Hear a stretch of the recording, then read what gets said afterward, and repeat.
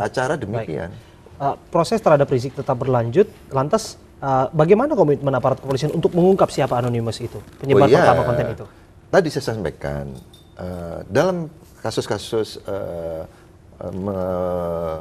melibatkan barang buktinya ini barang digital, tidak mudah. Selama ini kita dalam mengungkap kasus itu, biasanya ini terkait dengan IP address-nya ini yang tidak transparan, dalam artian seperti kita dunia nyata, mereka pun juga menyembunyikan identitasnya, dan itulah yang tidak gampang. Jangan sampai kita, mohon maaf, kita nangkap orang salah, itu yang lebih fatal lagi.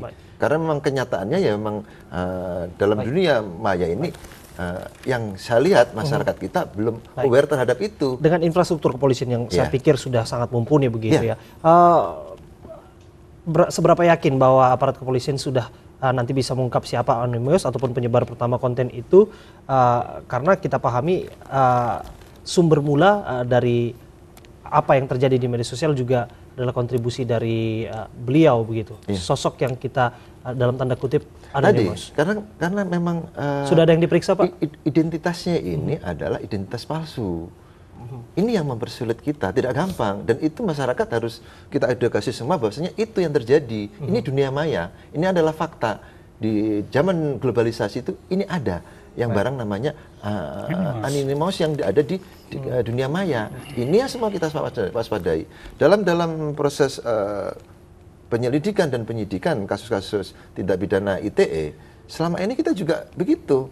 Bukan berarti kita sudah dapat nanti untuk posisi koordinatnya sesuai dengan hasil scan di lapangan, terus kita langsung, oh itu yang baju merah namanya ini, bukan begitu.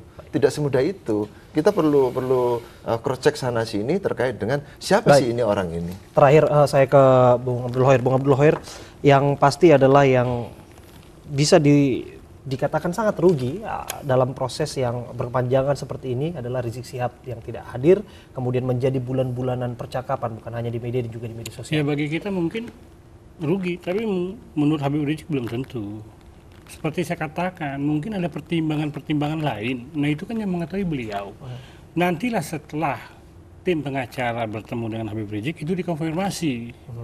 Jadi ada kejelasan kalau kita memang selama ini berasumsi. Tapi kalau dibilang ini kerugian bagi Habib Rizik, beliau orang yang telah pengalaman sering berhadapan dengan proses hukum. Tentu ada pemahaman tersendiri, ada penilaian tersendiri, ada pertimbangan sendiri.